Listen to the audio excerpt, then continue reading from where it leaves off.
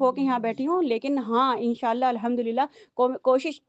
ہمیشہ یہ رہتی ہے کہ لڑائی جھگڑوں سے دور رہیں، اپنے اوپر جھیل لیں، خود ہی برداشت کر لیں، اور یہ سوچے کہ میں تعلیم سن رہی ہوں، میں تعلیم کر رہی ہوں، مجھے پتا ہے اسے نہیں پتا، وہ معصوم ہے، وہ نادان ہے، اسے نہیں پتا، مجھے پتا ہے، میرے سے اللہ تعالیٰ زیادہ پوچھنے والے ہیں، شاید ان سے اللہ تعالیٰ نہ پوچھے، اپنے آپ کو جیسے تیسے کر کے جو ہے نا سمجھا لیں انشاءاللہ۔ تو شب قدر کی خاص دعا کیا ہے؟ حضرت امی عائشہ رضی اللہ عنہا نے حضور اقدس صلی اللہ علیہ وسلم سے معلوم کیا کہ اگر میں شب قدر کو پاؤں تو اس رات میں کیا دعا کروں؟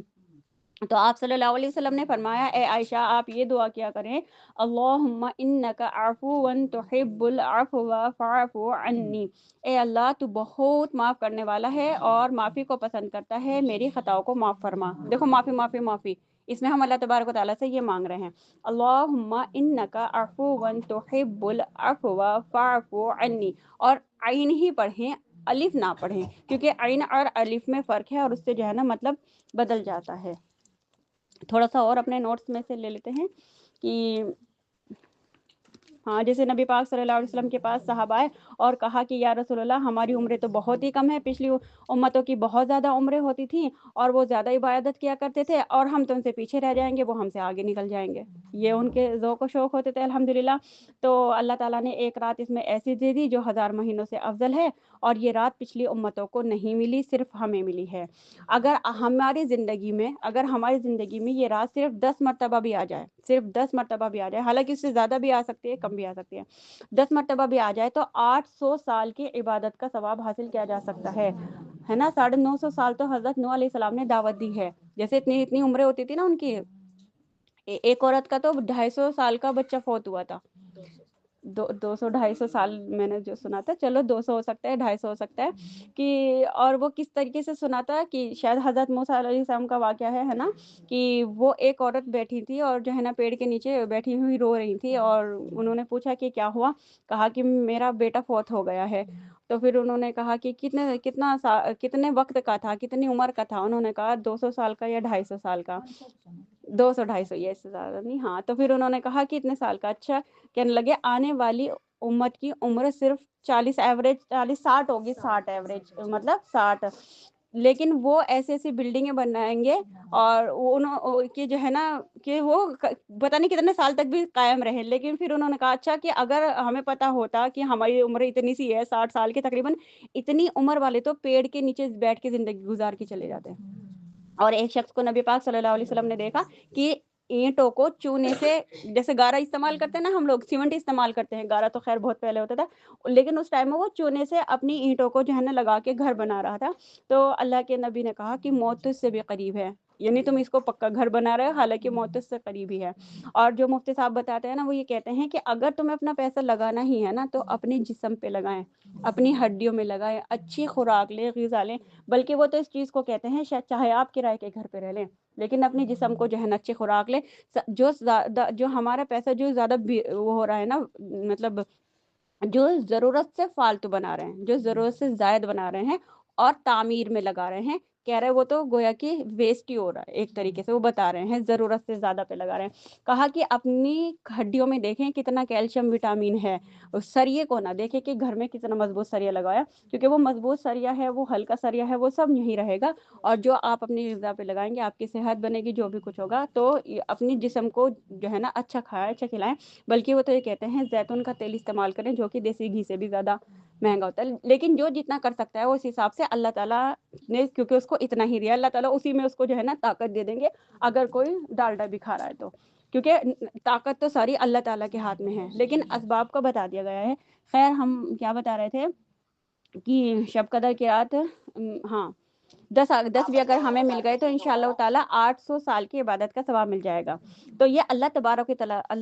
و تعالیٰ کی طرف سے ہماری ایک تحفہ ہے، جس میں اللہ تعالیٰ نے ہمیں رمضان دیا ہے، رمضان میں پھر ہمیں آخری عشرہ ملا ہے، پھر آخری عشرہ میں ہمیں طاق راتیں ملے ہیں، اور جس میں سے ایک تو لازماً شب قدر ہے الحمدللہ، جس میں ایک مرتبہ کہنا سبحان اللہ، صرف ایک مرتبہ کہنا سبحان اللہ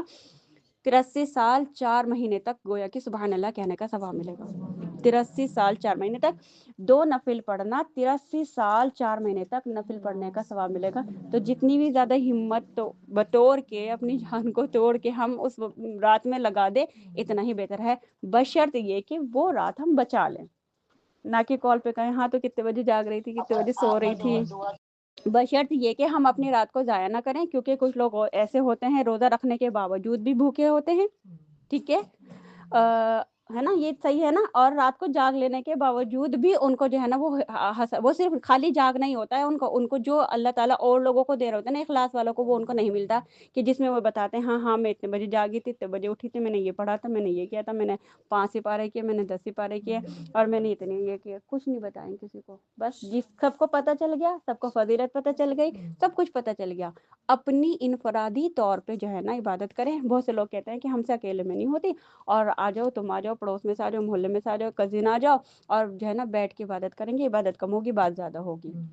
हालाँकि अगर हमने सिर्फ़ उसमें एक भी ग़ीबत कर ली, सिर्फ़ एक ग़ीबत, है ना? तो वो पूरी रात की इबादत ख़त्म। एक ग़ीबत। तो हमें ग़ीबत तो बहुत ही खतरनाक चीज़ है ना, तो उससे बहुत हद तक बचना है। इसी तरह अगर हमने रोज़े में झूठ बोला, ग़ीबत करी, 2-3 गुनाह और कर लिए, वो भी खाली भूखे रहने के सिवा कुछ नहीं। बस ठीक है, एक फ़र्ज़ सर से उतर सकता है, ये अल्लाह पाक का हम पर बहुत बड़ा रहम है कि अल्लाह ताला फ़र्ज़ को भी ले रहे हैं, वरना तो बोलने से भी जो है ना, झूठ बोलने से भी हमारा रोज़ा टूट सकता है, ख़राब हो जाता है बहुत ज़्यादा। तो जब इतनी मेहनत कर रहे हैं तो क्यों ना हम उसका पूरा-पूरा अजर लें। इसी तरह हम कोई काम करें, सिर्फ़ उसमें अगर हम थोड़ी-सी कमी कर दें, जैसे मान लीजिए हम कोई सूट सी रहे हैं, अगर हम उसको थोड़ा-सा कहीं से कैंची कर दें, कैंची से काट दें सीने के बावजूद, सी लें उसको पूरा, उसको कैंची से काट दें। आप सोचो क्या उसकी वैल्यू रहेगी? कुछ भी नहीं रहेगी, ज़रा-सा ही तो काटा है भाई, इतना 4 मीटर का ये सूट है बना हुआ, उसमें मैंने आधा इंच का ही तो काटा है सामने से ही बिल्कुल, तो गलत हो जाएगा ना सारा। तो इसी तरह हमारी इबादतें हैं, हमारे रोज़े हैं, हमारी नमाज़ें हैं, हमारा जो भी कुछ है, हम ज़रा-ज़रा सी कमी करके उसको सारे को ज़ाया कर रहे हैं गोया कि। अल्लाहुम्मा हाफ़िज़ ना, अल्लाह पाक हमें जो है ना इख़लास के साथ प्रॉपर तरीके से, अच्छे तरीके से जो है ना करने की तौफ़ीक अता फ़रमाए। तो इसमें जो है ना इस रात में ना कुरान की इब्तिदा शुरू हुई है, यानी इब्तिदा हुई है,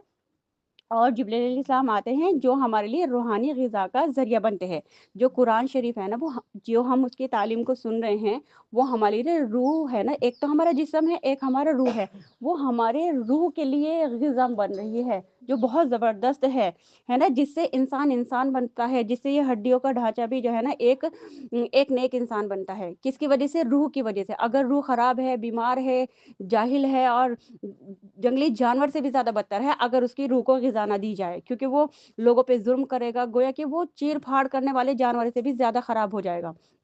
लेकिन चूँकि जिब्रील अलैहिस्सलाम ये ज़रिया बने हैं, और अल्हम्दुलिल्लाह ऐसा ज़रिया बने हैं जो कि इतनी खूबियाँ उसकी कुरान शरीफ बयान कर रहा है। हालाँकि जिब्रील अलैहिस्सलाम को भी दोज़ख का खौफ था, है ना? लेकिन उनको कहा, उन्होंने अल्लाह के नबी के दोस्त थे ना, उन्होंने कहा या रसूल अल्लाह, मुझे तसल्ली हुई है जब अल्लाह ताला ने मेरी खूबियाँ अपने कलाम पाक में बयान की है, जिससे कि मुझे डर से मेरी हिफ़ाज़त हुई है, अमन हुआ है मुझे। तो अल्लाह ताला ने उनकी खूबियाँ बयान की है। उनकी पहली खूबी तो, सबसे बड़ी खूबी सिफ़त तो यही थी कि वो अमानतदार थे। उन्होंने अमानत में ख़यानत नहीं की। जैसा पैगाम अल्लाह ताला ने उनको दिया, सेम टू सेम सारे नबियों पे वैसा ही पैगाम उन्होंने पहुँचाया है। ज़र्रा बराबर भी उसमें ख़यानत नहीं की है। जो वही अल्लाह ने भेजी है, वो ही नीचे तक पहुँचाई गई है। पूरा पैगाम, और हर किस्म का हुक्म लेकर आए हैं, है ना? जिसमें तकदीर के फ़ैसले भी होते हैं हमारे। तो अब हम अल्हम्दुलिल्लाह इस चीज़ पे मुतमईन रहें कि हमारा मुक़द्दर तय है ना? जो भी हमारे साथ अच्छा, भला, बुरा जो भी कुछ हो रहा है, वो अल्लाह ताला की तरफ से है। हालाँकि हमारी तकदीर को अगर हम बताया जाए, ये तो भी 1-1 साल की ला के दी जा रही है, ठीक है? वैसे तो हमारी तकदीर को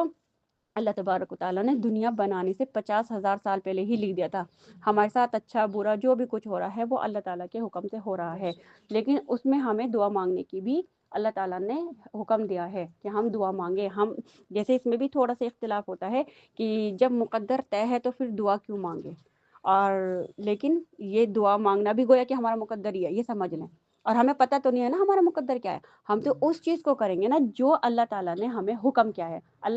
दुआ इबादत का मग़ज़ है। दुआ से अल्लाह ताला राज़ी होते हैं। दुआ अहम तरीन इबादत है ना? दुआ से अल्लाह ताला का सबसे ज़्यादा कनेक्शन होता है। सबसे ज़्यादा करीब अल्लाह ताला सजदे में होते हैं और दुआ में होते हैं। और अल्लाह को बहुत मोहब्बत बंदे से आती है जब बंदा अल्लाह से बातें करता है। अब आप सोचो, जो छोटा-सा बच्चा है ना, حالانکہ فاطمہ بھی 6 مہینے کی بھی نہیں ہوئی ہیں، لیکن جب وہ مجھے دیکھتی ہیں اور میں آگے گزر جاتی ہوں تو وہ روتی ہیں، تو پھر مطلب مجھے لگتا ہے، اس کو لگتا ہے میں ان کے پاس بیٹھ کے بات کروں اور مجھے لگتا ہے کہ یہ مجھ سے بات کرتی رہے، تو وہ بہت اچھا لگتا ہے۔ تو اللہ تعالیٰ کو بھی جب بندہ اللہ تعالیٰ سے بات کرتا ہے وہ بہت اچھا لگتا ہے۔ تو ہم بھی اللہ تعالیٰ سے چلتے پھرتے بے شک ایک جو ہے